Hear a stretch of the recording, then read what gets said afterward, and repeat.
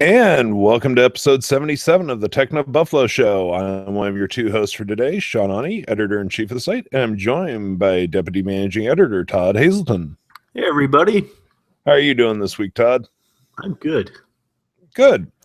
So, of course, there's a little bit of housekeeping to take care of. I told you all last week that the TechnoBuffalo Show would be in a new home, and we have moved to our new home.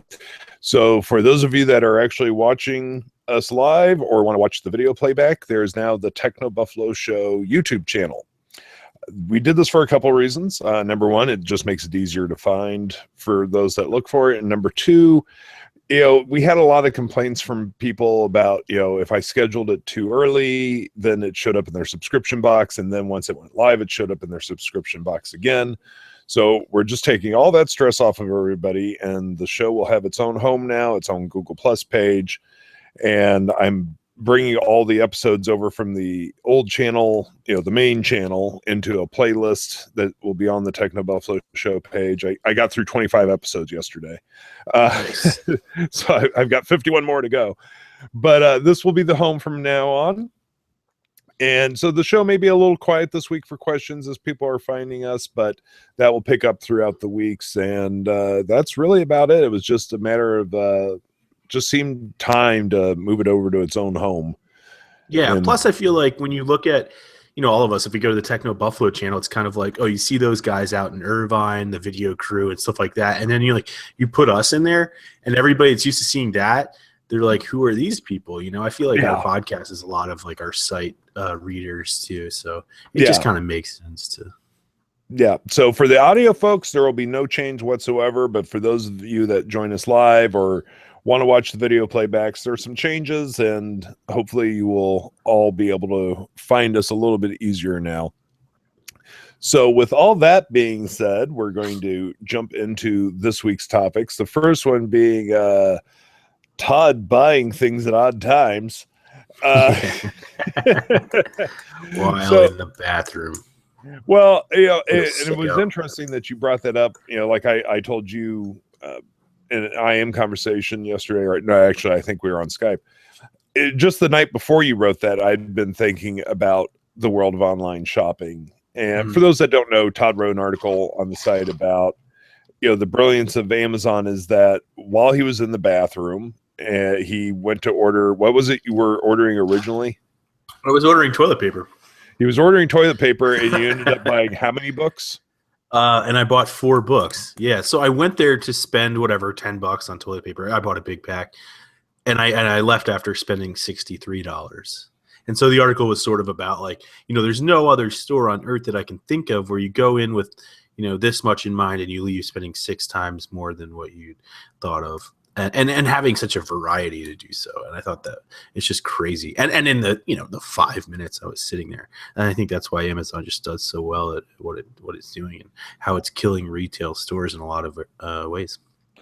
Yeah, so of course now there's a rumor they're opening several hundred retail stores. Yeah, I thought that was funny today too. It's just like, I get it, Amazon Books, and it's a place where people can go in and play with the Kindles and stuff. But look, Barnes and Noble's been struggling, the same kind of thing. They had this store where you go in and play with the Nook, except the Nook wasn't doing well. And then they teamed up with Samsung now to just build it for them.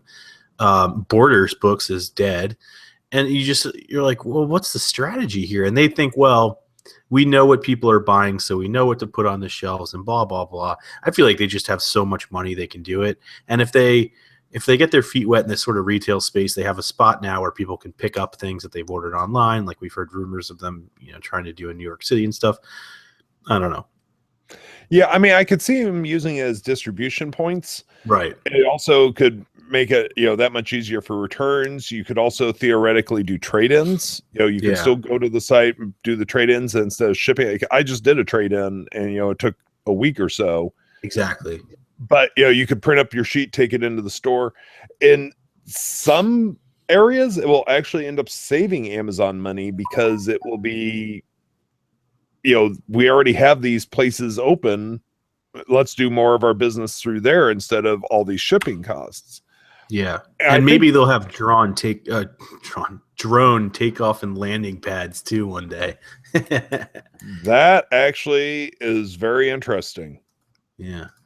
That's very interesting. Because they have to launch from somewhere, right? And I know they've said distribution centers, but if these start to serve as sort of, mini nodes in a network of distribution centers, then who knows? Right.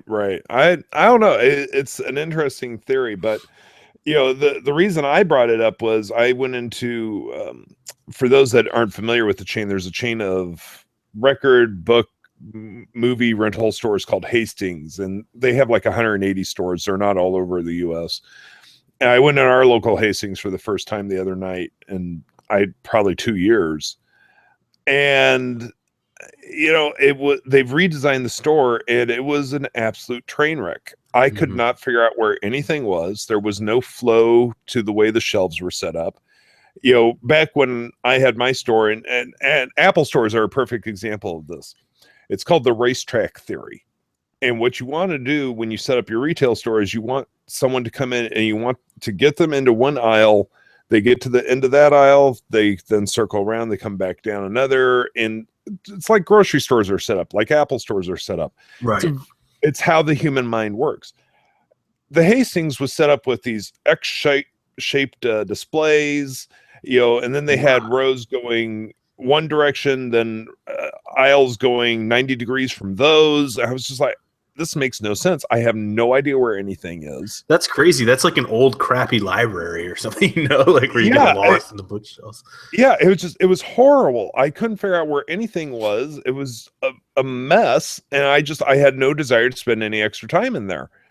But I also felt a distinct feeling of being overwhelmed because there was just so many different products and so many different aisles. And what I love about going to Amazon is I know when I go to Amazon, I'm going to find the one thing I want, and then, maybe it'll suggest some other things to me, but they're usually very relevant to whatever I've just searched for. And that's it. I'm in, I'm out. The idea of going into retail stores now just blows my mind. I don't want to wander around aisles. I don't want to just browse.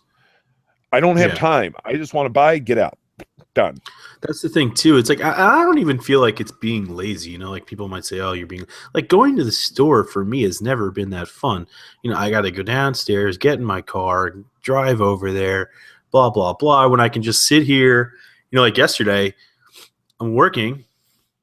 Takes me 5 minutes when I'm in the bathroom to order toilet paper. Oh yeah, I just finished a book, man. I'm gonna. And you know what? I was saying this too in my editorial. I think there's this is why Amazon's so great. The algorithms they have too. Like I just finished it on the Kindle, so I'm sure it's recommending these books to me because it knows I'm done with one.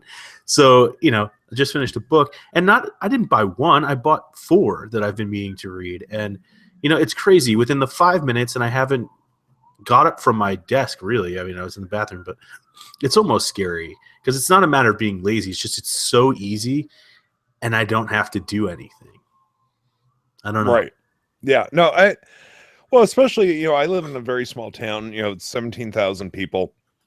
We have a Walmart. We do have Hastings. We have a Midwestern grocery store chain called Hy-Vee. We have some mom and pop, stores, but in general, that's it. And the closest town with a mall is 90 miles away to the south, or I believe 85 miles to the east. Wow. See, I have a mall right down the street, and even still, I'm just like... No, Kirksville is the biggest town for a 90-mile radius. 120 miles to the west. And so when Amazon came along, it changed our lives. And when Amazon Prime was introduced, it was like the heavens opened up and angels sang. Because then, we didn't have to worry about shipping. We got everything in 2 days. It was a game changer. And the funny thing was, I can remember back in the early days of CompuServe when they had a mall on CompuServe, and that was when CompuServe was just text. And I could remember turning to my parents and saying, if they ever figure out a way to show you images of the products, this will change the world. Oh, yeah. And now, mind you, I was a teenager at the time, so that thought left my head in about 3 seconds, and I went out and drove around town for 8 hours. But if I had followed it, you'd have Amazon. I may have been Amazon.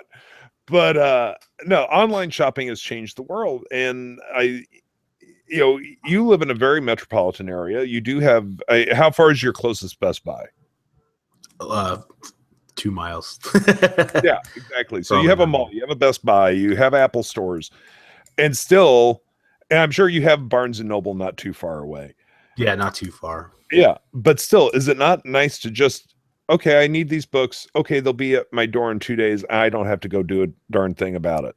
Yeah. Well, in the case of this stuff, I mean, that's why I was saying, because toilet paper is one of those things you're like, crap, I need crap, pun intended. I need it now, right? Or I need it today before my wife gets home and realizes, what have you done? So I ordered it with Prime one day, which we have here, free one day, and it comes that day. So it was all that stuff was at my apartment in about 6 hours. And that's not Prime Now, which is like the hour-long service or whatever, which I don't have here. Right. And Sachin Bahal asks, are any of you in a Prime Now area, and have you ever used it? I'm not in a Prime Now area. You're not either? No, I mean, Manhattan is, but I'm not right now. At least last time I checked, I don't think I am. The Irvine office is. And so I've played around with it a little bit when I've been out there, and I know the guys out there use it a lot. But it's not every single product that's in Amazon. You have to go through a special Prime Now app to order the stuff. Right. But it's mind-boggling because you can get the products in 2 hours for free, free shipping. If you're a Prime member, you do pay a little extra if you need it in 1 hour. But like one day Roy needed dog food for his house. He didn't want to stop at a grocery store after work. So he used Prime Now. Hello. He used Prime Now. It was there in 2 hours and he didn't have to think about it again. Yeah, it's crazy. And I mean, it's the funny thing is I'm used to this now that one day. So when I see the shipping notification, I look and I'm like, did this come from the warehouse in Pennsylvania or New Jersey? And then I can tell how soon I'm going to get it. Because the New Jersey warehouse is like stone's throw away from here. And it's almost like Prime Now, like it'll be here in a couple hours. And then the Pennsylvania one, I'm usually like, all right, it's going to get here at 8 o'clock tonight. Yeah. Yeah. So it's amazing. And it's not just Amazon. I know we're talking a lot about Amazon, but I use a lot of other companies, to purchase stuff, but Amazon is always my first go-to, because I know I'm not going to have to worry about the shipping. I know I'm not going to have to, in all the years I've used Amazon, they have never sent me an incorrect product ever. Yeah, I don't think I've gotten that either. And, you don't have to worry about returns because they're good at that. Like everything it's great. It's like our Amazon love story here. But how could you not like a business like this? Yeah. I mean, and I used to do mail order and I even used to do online sales. And, if we had a very busy day, Christmas season in particular, it never failed. There would be at some point I would, put the wrong item. I would get 2 invoices reversed and send Mary Joe's stuff and Joe Mary's stuff. It would happen. And it was always grand fun trying to get it back. And a lot of times I was just like, keep it. I'll send you the right stuff, but just keep what I sent you. Because by the time I paid for the shipping for them to return it to me, it cost more than the product. But so kudos to Amazon, and online shopping in general. It's been a life changer, especially for those people, like me that live in small rural communities. Every time the UPS truck comes, I've had occasionally, he goes on vacation, I get a different driver, but essentially I've had the same UPS driver for 26 years. Mm-hmm. And, so I'll walk out there when I hear him pull up. I look in the back of his truck and it's 50, 60, 70% Amazon, depending on the day. Yeah, same thing in my lobby. We have there's several delivery times a day, and the lobby just gets filled with boxes, and it's just Amazon stuff. Yeah. Yeah. And I also love the fact, I was once in Philadelphia for a trip, and I needed, a long story why, but I needed a Yeti microphone immediately. I need a microphone right now. Yeah. I've got a speech to make. Yeah. And, I ordered it from Amazon. They still applied my Prime shipping and I had a Yeti microphone delivered to my hotel. That's awesome. Word of advice, never fly with a Yeti microphone because they think it's a bomb. Really? Yeah, they pulled my bag and did the whole bomb wipe and the whole thing on it. Wow. Yeah, so I was like, luckily, this is the only time I have to travel with this thing. Yeah, I've never done that. Matter of fact, it's this mic that's hanging here right now. There you go.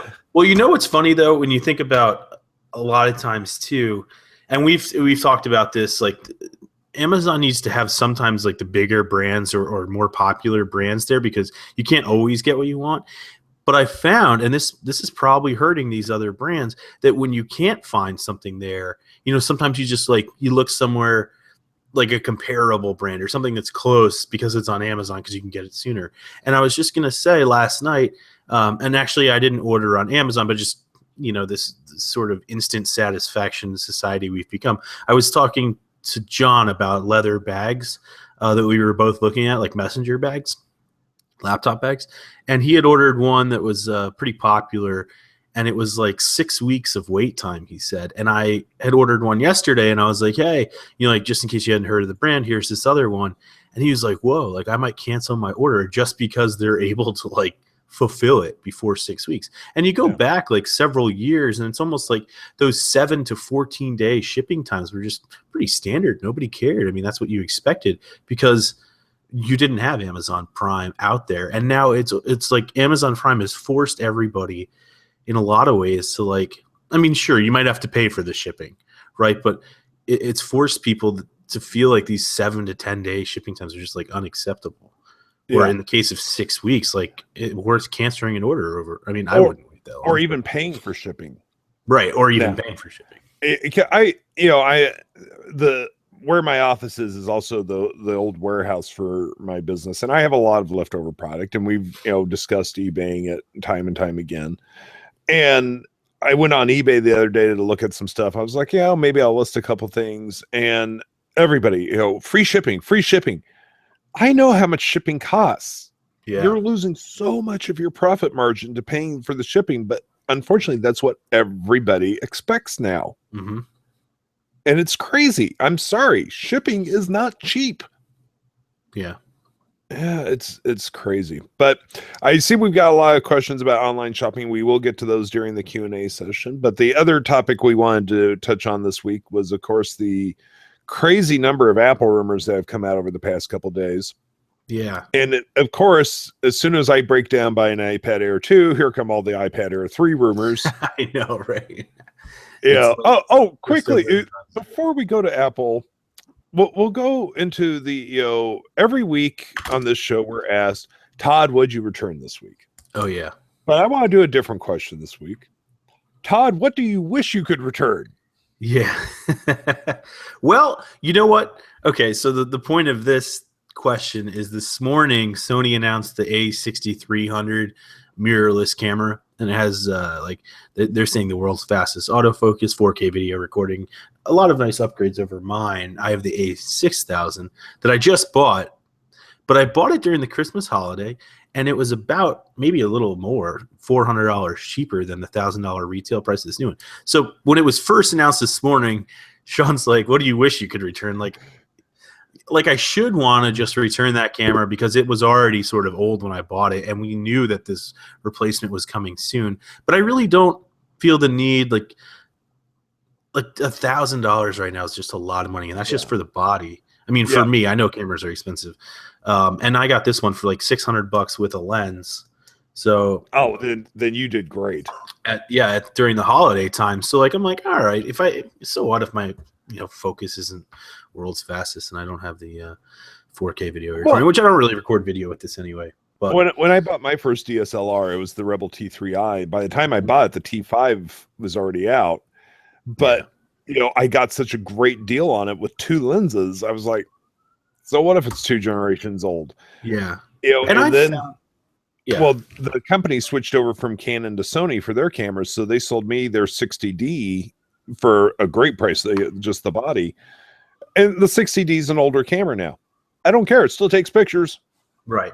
And once you go out and buy lenses, like I bought a couple Sigma lenses, some prime lenses from Amazon, and I think they're like $200 a pop.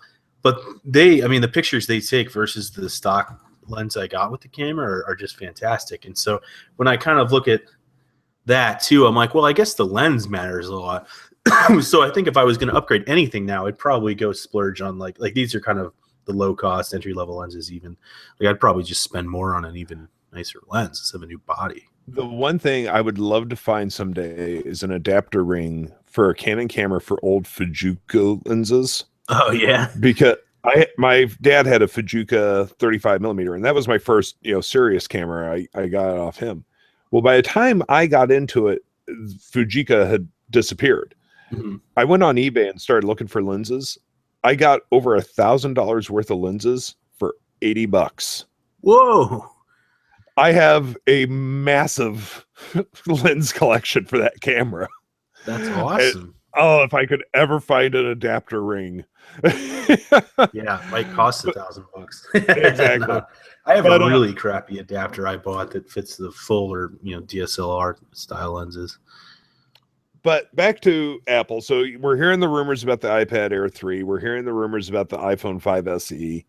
We're hearing rumors. Now, is it Apple Watch 2 or is it just new bands? No, I think right now it's going to be new bands. And actually, I think the rumor last night was they were going to make like those NATO style bands. The ones that I think you might even have one, but I have one on one of my watches, like that nylon kind of look bands. Sometimes they have different patterns on them. So that was the rumor that Apple's going to introduce those. And I think maybe software was going to be discussed. I'm not positive, but it wasn't going to be like the whole Apple Watch 2 just yet. At least that's the rumor. Mm-hmm. Then the 5 SE, that's the 4-inch iPhone that we've heard a little bit about, maybe with the A9 processor and stuff like that, which I don't know, it could be kind of neat. And iPad Air 3. Well, and you have to wonder, we haven't heard anything, but I was just thinking like, are we due for new MacBook Airs? Because last year it was sort of the MacBook, and I don't know. I feel like I was going through refurbished MacBook Air 11-inch models last night, and it had last year's model, which was March 2015. And I was thinking, like, I wonder if they're going to do anything there. But there hasn't been any rumors, on that front really that we're going to see anything. So. I just got a text from Amazon about a package that shipped. Speak of the devil. Hold on a second here. I'm pulling up the Mac Rumors Buyer's Mac Guide. Rumors always has that. Yeah, let me see here. MacBook Air is overdue for an update. It's been 331 days. Average is 350. Right. So if the event is, March 15th, that's the other rumor, or right around there, then here we go. It seems like, that's the thing though. There hasn't been any rumors that we're going to see the new MacBooks, but we've been talking about a MacBook Air with Retina display forever. And instead of getting that, we got the MacBook last year. So like maybe Apple's going to start to show us, where that fits in, where the Air fits in. Does the Air fit in at all anymore? I don't know. The MacBook is at 299 days. Oh, that's crazy too. And the MacBook Pro is at 260 days, which is over its 214-day average. That's crazy because I got that MacBook Pro when it came out, and I can't believe it's so yeah, there's a chance we may see some laptop updates. But I guess it seems plausible to me that just hasn't been any like rumors that I know of recently about that. It's just right.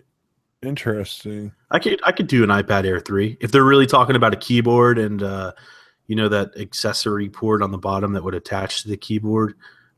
I might be in on that, but I'm not spending $1,000 or whatever they're charging for the iPad Pro. Right, so. But what we're hearing about the iPad Air 3 is not making me regret my iPad Air 2 purchasing decision right now. More speakers. Okay, fine. I very rarely use the speakers. I almost exclusively use headphones, and fine. Rear flash. I never take pictures with my iPad. I think anyone that does take pictures with their iPad should be slapped. Yeah, I don't think I need a flash on my iPad. I love it whenever, like, I'm in England. It never fails. I see somebody at one of these historic sites I go to with their iPad out in front of them. Oh, always. And I'm like, really? Yeah, always. I'm sorry. Use your phone. Use a camera. Don't use your tablet. silly. Yeah. I got to say, having used the A6000 that I mentioned earlier, the Sony, I've been taking that out with me. I was on the beach with my puppy this weekend, which you saw pictures of, Sean. And some of those pictures were shot with an iPhone, but just going back home and going through pictures that you shot on a nice camera, it's just night and day compared to smartphones. And I know smartphones are getting better, and we always say like these pictures are fantastic because they really are. They're great pictures, but they're still just, they don't even hold a candle to what I'm shooting with that A6000. And it's just that's why, I mean, my 60D is bulky, but that's why I always carry it around with me. That's why even when I go to England, I take it with me. Yes, it takes up a lot of room in my bag, but I know the picture quality is going to be astounding. Yeah. I feel like our industry for a while, and I know I'm going on a tangent here, but I feel like our industry for a while, when smartphone cameras got good and better and great, we were always just like, who needs, DSLRs, or who needs pocket cameras anymore? Like point and shoots. Like, why would you ever do that? Just carry your phone. And to some extent that was true, but to some extent, I think we all got that wrong. And I think it's almost sad, the difference. I mean, like if you leave your nice camera at home, the pictures that you're missing out on are just, it's wild. And I feel like that was the message. And a lot of people aren't, I feel like aren't buying cameras the way they used to. And I don't know. Yeah, I agree. I've talked about this before. I've talked about this before. I really think there's going to be a time where we're going to regret having shot everything digitally, because there's nothing greater than discovering an old packet of photographs and going, oh wow, look at these, man. Yeah. And now it's all just hidden folders and covered up with like 10,000 pictures you shot of like nothing because I don't know, you took a picture inside your apartment for the 40th time. Like I'd say like probably half of the pictures I have in my Google Photos are ones that I really need, and the rest are just like junk. But maybe that's because I do review phones. Like I'm constantly checking out cameras. Yeah. Well, let's jump into questions. We have yammered a little bit longer than we usually do, so we'll try to get through as many of these as we can. And I thought there was a very interesting question here from, I hope I get your name right, Don Voice. I believe that's how you told me to pronounce it. What products are you okay with to buy online, and what products would you never buy online? And I think that's a great question, because I used to be one of those people, I'll never buy a television online. I'll never, do this online. I can't remember the last time I didn't buy a television online. I buy all my computers online. I buy everything online. I'm really not sure what anymore. Maybe this is going to sound really odd. Maybe like bedding stuff, like sheets, because that's something I do. Like to touch. Yeah, I that feels like something you need to touch. I would also never buy a car online. Yeah, I don't think I would either. Yeah, but in general, I would say 99% of what's out there I'd buy online. What about you? I think for a while the hard thing to buy online is like stuff like shoes, where you don't know how it's going to fit. But once like I stick to a certain brand. I like to wear Sperry's, for example, boat shoes, and so I know my size, and so now I buy those online. But clothing in general has been difficult for me because you just don't know how it's going to fit, and it's like you're just at a greater risk for returning things. I don't know, what else do I not buy online? I buy a lot of clothes online. What's that? I buy a lot of clothes online. Yeah, now I do. I'm trying to think of like what I didn't do and what I do now. I would have not, previously I never bought produce. I never bought things like toilet paper online, and now it's just easy. That's what I do. Our groceries we do through Fresh Direct a lot, or Blue Apron now, which is an awesome service. Anybody's ever? I've been really tempted to try Blue Apron. Do you subscribe to it? Yeah, my sister got me a subscription for Christmas for a month, and you get 3 meals a week. They show up, and it's like all the ingredients you need to cook, and it's really fun. I'm not a good cook at all. I'm terrible, and so it makes it a little easier for me. Yeah, because you can't really screw it up. I mean, you can screw it up, but yeah, no, I'm the same. I'm a horrible cook, and so I've been tempted to get like a month of Blue Apron and try it. It's fun. Yeah, it's and a lot they of fun. sponsor so many podcasts I listen to. It's just like I constantly Oh, hear really? about Blue Apron. Huh. Oh yeah, That's interesting. especially WTF with Mark Maron. A lot of the Smodcast shows. Wow, Yeah, interesting. Another thing I don't buy online, and this is still true, are jeans, because they always seem to fit differently and stuff, and so I always go to the store for jeans. Trying yeah, to think of anything else. I can't.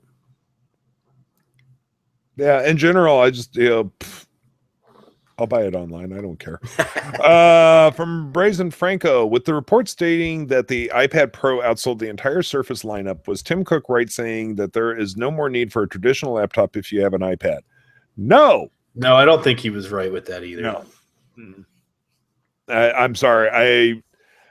I'm a big believer in a physical keyboard, especially when I have to work with Photoshop, being able to use a mouse. And yes, I know you can buy those accessories for iPads, yada, yada.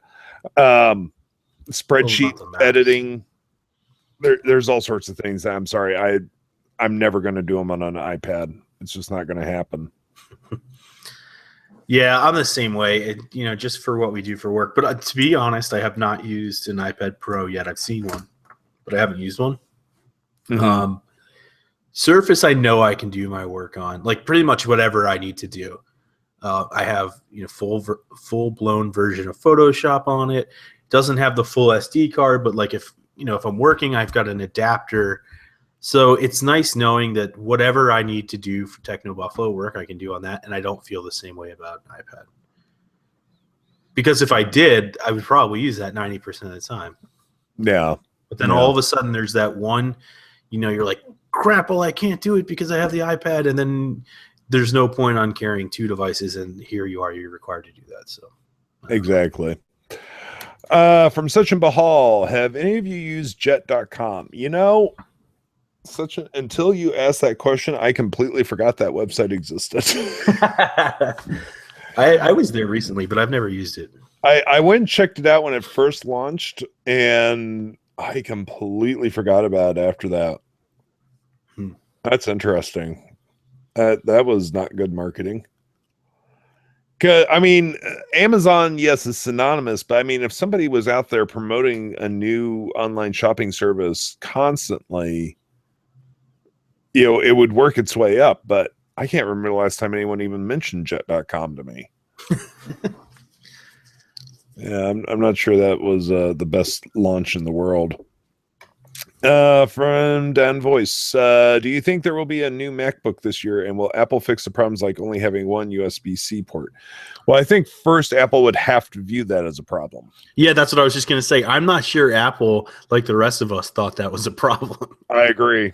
And so I don't know that it would replace that. I think it's because it was trying to send a message there, like we're moving away. You don't need this, sort of just like it did with MacBook Airs and without the CD drives and stuff like that, which today, obviously, everybody's like, why would I ever need that? And I think that's where I think it's going to try to push that message. But hey, it would be really useful to have two of those or something. Just imagine like a couple more peripheral slots, especially when you're looking at power too and stuff. Yeah, I mean, I still view it as a problem. I still would like at least two USB-C ports. Yeah. But I don't think Apple views it as a problem. No. But again, that comes down to like I could do 90% of my work on it, but the 10% of the time I need to be doing something else. I need a dongle, which I guess I could carry. I don't know. It's just so expensive too. I think Apple missed it on that. Like I get why it's expensive. It's this nice looking product. It's super thin, blah, blah, blah. But for what it offers, that Core M processor, like buy a MacBook for most people. MacBook Pro or even an Air. Yeah, it annoys me. I have to carry the Ethernet dongle with me for my MacBook Pro because, I mean, you never know. In this day and age, you very rarely run into a place without Wi-Fi, but every so often you do. I have to carry this stupid dongle just in case. See, I don't even carry the dongle. I'm just like, screw it. I'll hotspot in or something like that. Yeah, I tend to hotspot more now than I used to. But I've been in press conference, for example, Microsoft this year when they did the, I think it was Surface Pro 4 and Surface Book. Their Wi-Fi was like dead, and I had to borrow an Ethernet cable from one of the PR teams so I could even connect. And that's like the first time in my career I've had to do that. Like actually had to. I when I took the tour of Old Trafford this year, Manchester United Stadium, one of the rooms they'll take you into is the press room where, you know, they'll have the after-match press conferences. And so being a press guy, you know, they're yammering about, you know, Louis Van Gaal comes in here, and I'm looking around going, ooh, Ethernet cables for the press. That's nice. Ooh, okay. And oh, they got Wi-Fi in here too. Oh, that's really nice. Awesome. Yeah, I'm not listening to a thing they're saying. I'm just like, ooh, I'd love to see Ethernet cables at more press events. That's really kind of them. And at that point, I was just like, okay, Sean, you maybe are just not focusing on the right things in here. From Sachin Bahal, do you think we'll see an Apple Watch 2, or will we see a refresh model, new models of the first-gen Apple Watch? I don't think they're going to refresh it. I doubt we're going to see new model. I mean, I don't think there's any rumors of the new colors like they did a couple months back. So I think it's going to be bands and maybe software. But I honestly have no idea. I'm just going based off the same rumors, you know, we've all sort of seen. Yeah, no, I don't know what they're going to do. From Dan Voice, and this goes back to what we were saying, will tablets running mobile OSs, Android or iOS, ever be able to be real quote-unquote pro devices? I don't think so. Right, yeah. Well, I think they can be, but they need to have sort of that other operating system. So, like, I like Android tablets, I like iOS tablets, but there's just, you know, when you need them to do more, they're not there. And I think we need, you know, dual booting operating systems, or what we've heard from Google, for example, with the Pixel C, like maybe going to, you know, Chrome OS, and which I still don't think is powerful enough for me to do all my work, but Chrome OS and Android, and I want to see Apple do like an iOS to, you know, like OS X, OS 10, whatever, dual boot, but it's like one of those things I feel like we've all talked about forever and it's not happening. But Microsoft showed us exactly what I've been looking for. Too bad it performs like crap, and that's Continuum with Windows 10, where you plug your phone in and you got a desktop environment. And that's why I think these tablets can, and even smartphones for that matter, can serve as these full desktop computers. It's just a matter of getting it right. Yeah, no, I agree. From Brazen Franco, I feel bad ever since I became an Amazon Prime subscriber. Now I even order toilet paper from them. Why feel bad? Me too. Why feel bad though? I mean, yeah, no, I don't feel bad. Yeah, I will say this. I mean, there are times, like my family, we have membership to Walton's Wholesale Club, or Sam's Wholesale Club. It used to be called Walton's, which we don't have Costco's in our area for whatever reason. I don't know why.